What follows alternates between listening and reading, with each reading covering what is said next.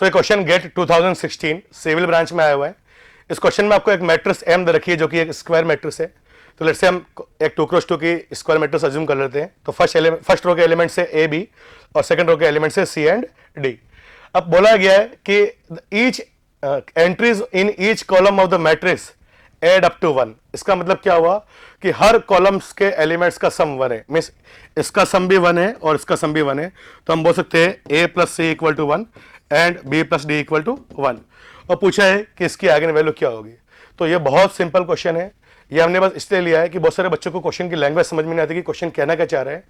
तो इसमें क्या है, एक प्रॉपर्टी होती है आइगन वैल्यूज की कि अगर हर रो के एलिमेंट का सम अगर अल्फा है, हर रो के एलिमेंट का सम अगर अल्फा है, तो इसका मतलब कम से कम एक आइगन वैल्यू अल्फा जरूर वहां पे होगी।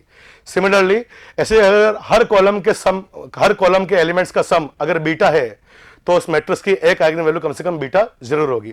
तो आप नोटिस करिए कि यहाँ पे हर कॉलम के एलिमेंट्स का सम जो है वो सेम आ रहा है, जो कि आ रहा है 1।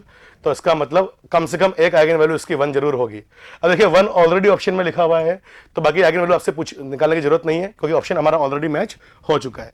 Thank you. If you really like the video, please hit the like button, share the video, subscribe to our YouTube channel and press the bell icon for the latest updates. Thank you.